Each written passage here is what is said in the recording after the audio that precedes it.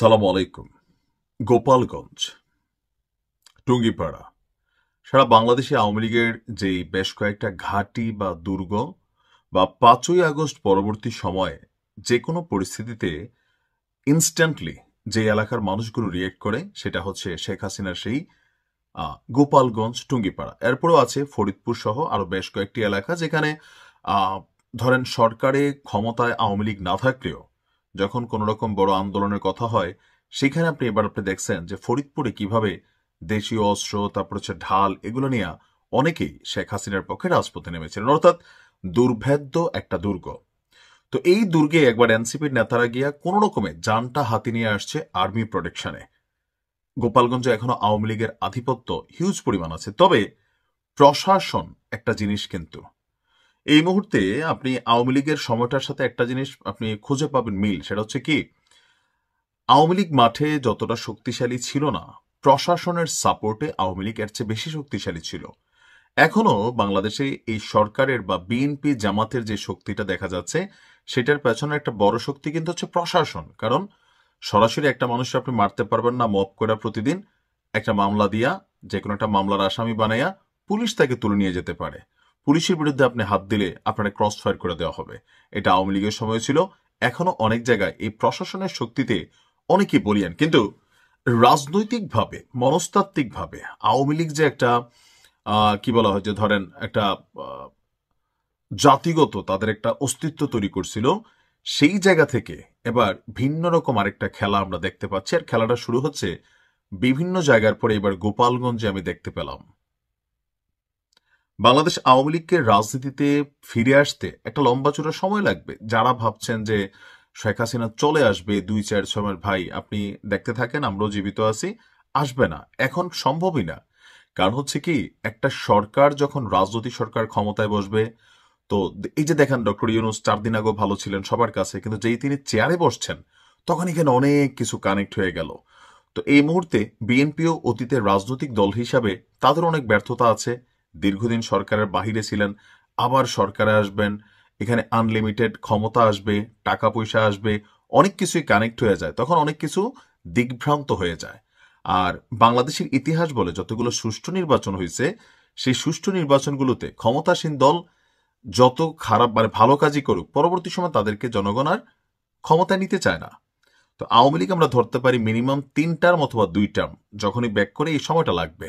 এখন এই যে লম্বা চূড়ার সময় দলীয় রাজনৈতিক কর্মকাণ্ড চালাই যাওয়া অথবা লোকালি অনেকে নিজেদের ব্যবসা বাণিজ্য, আওয়ামী লীগের সময় ছিল না, বিএনপি জামাতের অনেকে আওয়ামী লীগের সাথে সেট আপ দিয়ে চলছে, কেন?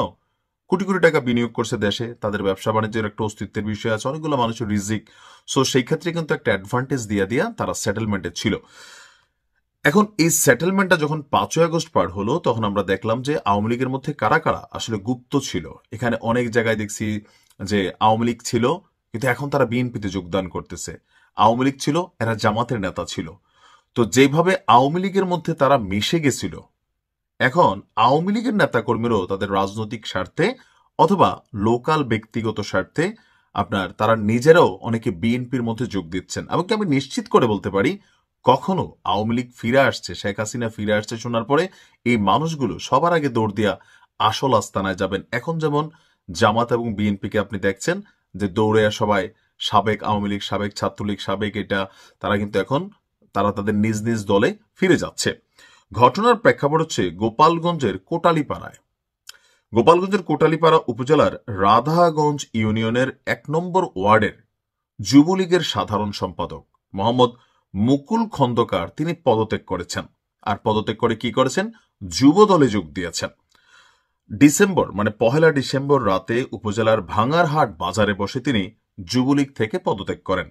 পরে যুব দলে তিনি জয়েন করার ঘোষণা দেন। এই সময় একটা লিখিত বক্তব্য পাঠ করেন। তিনি লিখছেন, আমি দীর্ঘদিন ধরে রাধাগঞ্জ ইউনিয়নের 1 নম্বর ওয়ার্ডের আওয়ামী যুবলীগের সাধারণ সম্পাদক হিসেবে দায়িত্ব পালন করে আসছে, মানে গুরুত্বপূর্ণ একটা পদ আওয়ামী লীগের পয়েন্ট অফ ভিউতে। কিন্তু আওয়ামী রাজনীতির আদর্শের সঙ্গে আমার ব্যক্তিগত আদর্শের মিল না থাকায় আমি যুবলীগের সাধারণ সম্পাদকের পদ এবং সব ধরনের আওয়ামী লীগের কার্যক্রম থেকে অব্যাহতি নিলাম। সেই সঙ্গে শহীদ রাষ্ট্রপতি জিয়াউর রহমানের আদর্শে অনুপ্রাণিত হয়ে যুবদলে যোগদান এবং তাদের রাজনৈতিক কর্মসূচিতে অংশগ্রহণ করার ঘোষণা দিচ্ছি। তো ওইখানে কে কে উপস্থিত ছিলেন? উপজেলা যুবদলের আহ্বায়ক রঞ্জন মল্লিক, সদস্য সচিব মান্নান সেন, রাধাগঞ্জ ইউনিয়ন যুবদলের সাধারণ সম্পাদক নাসির ফকির সহ বিএনপি এবং সহযোগী সংগঠনের নেতৃবৃন্দরা উপস্থিত ছিলেন। এখন ওনার হঠাৎ করে চেতনার মধ্যে আসলো যে আওয়ামী লীগের রাজনীতি তার মতাদর্শের সাথে মিল নাই, কিন্তু কখন আসলো? আওয়ামী লীগ ক্ষমতায় থাকতে তিনি কি আসলে এই কাজটা করতে পারতেন? এখানে আমরা দুইটা পারসেপশন নিতে পারি। যেমন ধরেন, আওয়ামী লীগের রাজনীতি করতেন বা আওয়ামী লীগকে ভালোবাসতেন, কিন্তু আওয়ামী লীগের অনেক কিছুর সাথে একমত ছিল না। এই দেশে অসংখ্য মানুষ আছে, ছিল কিন্তু কিন্তু আপনি তখন কোনো কথা বললে আপনাকে একটা মামলা দিয়ে দিত আওয়ামী লীগ, অথবা আপনাকে একটা বিপদে ফেলে দিত। এটা হইতে পারে একটা পারসেপশন। আর আরেকটা হচ্ছে, না, তখন আমি যেই দল ক্ষমতায় আছে সেই দলের সুযোগ সুবিধা, এলাকায় বেটাই আমার চিনস, ধান্দাবাজি যা আছে সব করছি, এখন সরকার ক্ষমতায় নেই, আগামী 2-3 মাস আসবে না, এই সময়ের মধ্যে পিঠ বাঁচাইতে হবে, অথবা সময় বুঝে রং বদলানো, এইরকম মেন্টালিটি কিন্তু আরেকটা আছেন। আসলে তিনি কোনটা, সেটা একটু কোয়েশ্চেন মার্ক।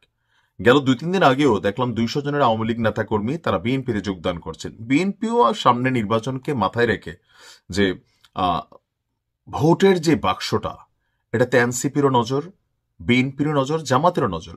আপনি যদি আজকের দিনে যতই বলেন এই দেশে আওয়ামী লীগ নাই, তারপরে আওয়ামী লীগের ভোটার এখন পর্যন্ত কিছু তাদের অথরাইজড ভোটার, তাদের পরিবার, এই সংখ্যাটা 20-30%, যারা এখনো যদি আওয়ামী লীগ নির্বাচনে আসে এই ভোটটা আওয়ামী লীগ পেয়ে যাবে। আপনি এদের মন মস্তিষ্কে কখনোই anti Awami League, anti Hasina, anti Bangabandhu যে কোনো রূপ রং দিয়ে আপনি তাদেরকে ম্যানুপুলেট করতে পারবেন না। বাংলাদেশের রাজনৈতিক দলগুলোর মধ্যে প্রধান যে 4টা রাজনৈতিক দল, এর মধ্যে আওয়ামী লীগ, বিএনপি, জামাত যেইভাবেই রাখেন, এদের অন্তরে সেই যে দলের প্রতি আনুগত্য, ব্লাডের মধ্যে দলের প্রতি আনুগত্য, এটা আপনি বের করতে পারবেন না। জেল, জুলুম, ভয়, গ্রেপ্তার, মামলা, হামলা এগুলো হয়েছে না, হয়েছে। জামাত কৌশল অবলম্বন করে আওয়ামী লীগের ছায়া তুলে গিয়েছিল, বাট তারা তাদের কার্যক্রম অন্যভাবে চালিয়েছে।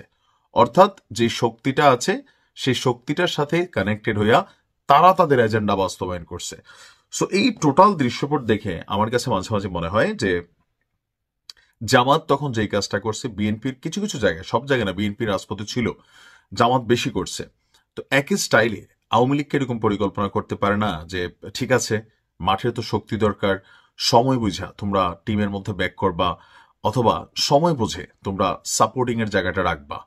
এটা কিন্তু অস্বাভাবিক কিছু না। এখন সব মিলিয়ে যার যার একটা রাজনৈতিক পরিকল্পনা আছে, সেই পরিকল্পনা বাস্তবায়নে আওয়ামী লীগ আওয়ামী লীগের মতো চলছে, বিএনপি বিএনপির মতন। আর যেহেতু সামনে নির্বাচন, সবারই টার্গেট আওয়ামী লীগের ভোট ব্যাংক। এবার এটাকে যার যার মতো করে জয় করার জন্য তারা তাদের কৌশল অ্যাপ্লাই করছেন। অপরদিকে আওয়ামী লীগও রাজনীতিতে কিভাবে ফিরে আসা যায়, ছলে বলে কৌশলে তারাও কিন্তু তাদের অবস্থান থেকে কাজ করে যাচ্ছেন। ভালো থাকুন।